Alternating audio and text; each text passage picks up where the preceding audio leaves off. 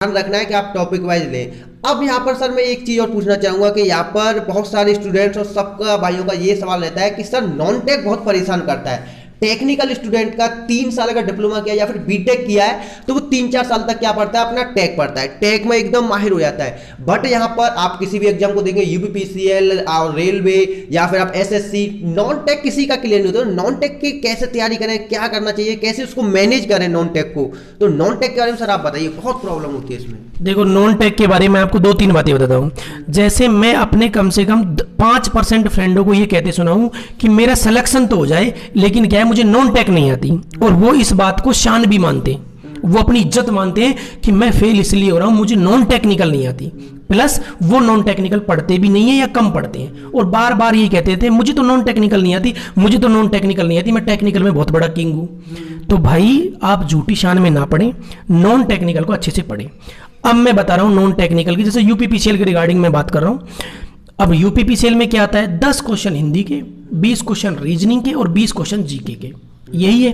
तो सबसे पहले बात करते हैं हम 20 क्वेश्चन जो जीके के हैं, उसकी हम बात कर रहे हैं। तो अभी 2-3 साल से पिछला ये ट्रेंड देखा गया है कि भाई ये जो 20 नंबर जीके के, इसमें करंट अफेयर ज़्यादा पूछा जाता है। अब देखो, अभी जैसे चिंटू ने थोड़ी देर पहले ही बात कही थी कि भाई जो है यूपीपीसीएल के पिछले सालों के पेपर देखिए, तो मैं खुद भी इस बात को जानता हूँ, यूपीपीसीएल में कोई भी चीज़ रिपीट नहीं होती, इसका पैटर्न चेंज रहता है, हर साल चेंज हो जाता है, लेकिन फिर भी आपको कुछ तो पढ़ना ही पड़ेगा।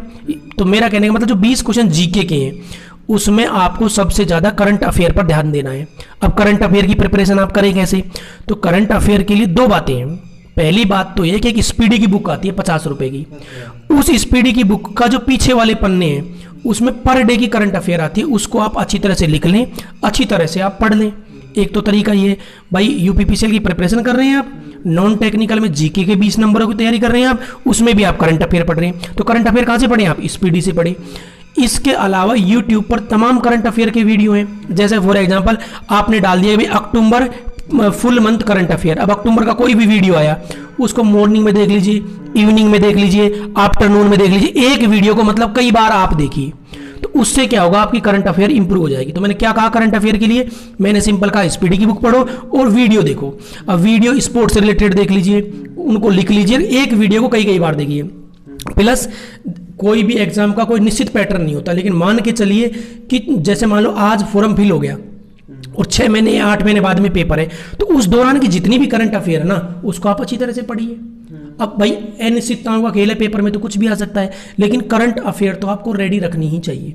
अब उसके अलावा जो 20 नंबर है उसमें एक तो होती है ज्योग्राफी, एक हिस्ट्री और एक होती है पॉलिटी। देखो, ज्योग्राफी आपको प्रिपेयर करनी ही होगी। अगर मान लो आप एसएससी की प्रिपरेशन कर रहे हो, दिल्ली मेट्रो कर रहे हो, यूपीपीसीएल कर रहे हो, तो ज्योग्राफी चेंज तो होती नहीं है भाई, सीधी सीधी बात है। नर्मदा नदी मध्य प्रदेश में तो मध्य प्रदेश में ही है, अगर माजुली द्वीप असम में है तो ब्रह्मपुत्र नदी पर तो वो वहीं है, ज्योग्राफी चेंज नहीं होती, मतलब आपको ज्योग्राफी अच्छे से प्रिपरेशन करनी चाहिए। उसके अलावा पॉलिटी, अब आजकल जो भी डिबेट वगैरह होती रहती हैं या न्यूज चैनलों पे जो भी चलता रहता है वो संविधान के आसपास ही चलता रहता है, तो आपको संविधान भी प्रिपेयर करना चाहिए। हिस्ट्री की मैं नहीं कहूँगा। अब देखो, अगर आपके पास टाइम है, आपको प्रिपेयर करते काफ़ी टाइम हो गया, तो आप बाबर हुमायूं अकबर पढ़िए, मतलब ओल्ड हिस्ट्री जो मैं कह रहा हूँ, बाकी आप उसे अवॉइड कर सकते हो। तो 20 नंबर में क्या पढ़ना है आपको, करंट अफेयर स्पीडी से या वीडियो से, उसके अलावा ज्योग्राफी प्रिपेयर करनी है आपको, और उसके अलावा संविधान प्रिपेयर करना है। ये हो गया 20 नंबर। अब बात है रीजनिंग की।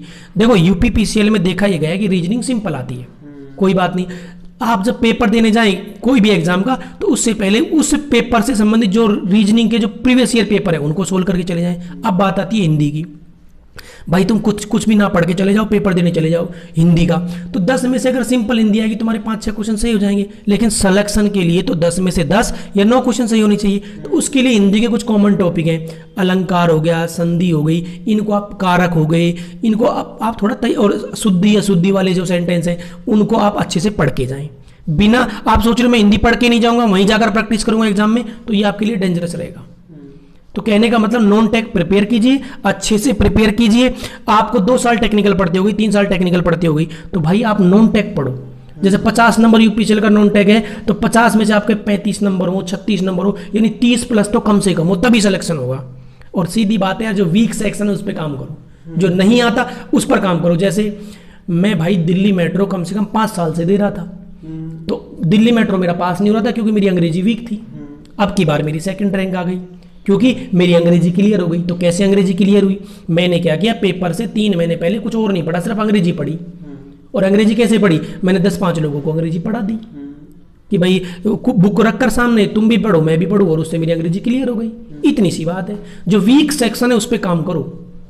ओके, तो सर ने बहुत अच्छा कहा कि नॉन टेक को जो ये कहते हैं ना कि भाई नॉन टेक को छोड़ते हैं, 150 ही तो मारने हैं, 150 में से उसको पहले हैवी करते हैं। भाई ये गलती नहीं करनी है, आपको जो है नॉन टेक पर पूरा फोकस रखना है और इसमें अपनी शान नहीं समझनी है। नॉन टेक पर आप करेंगे तभी आपको सिलेक्शन मिलेगा, क्योंकि कट ऑफ बढ़ती जा रही है, तो उस पर पूरा 100% फोकस आपको रखना है, उसको काम चलाने के लिए ना रखें। जैसे कि अगर 2 साल आप टेक को देते हैं तो 6 महीने भाई नॉन टेक को भी दीजिए। नॉन टेक की वजह से ही आपको जॉब मिलेगी, बिना नॉन टेक के अब शायद ही पॉसिबल है कि शायद किसी को जॉब मिल जाए, और शायद है भी नहीं कि नॉन टेक के बिना आप नहीं ले पाएंगे। और यही सबसे ज़्यादा स्टूडेंट्स को मारता है।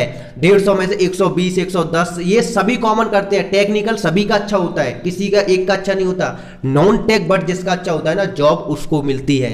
ये यहाँ पर सर का कहना है।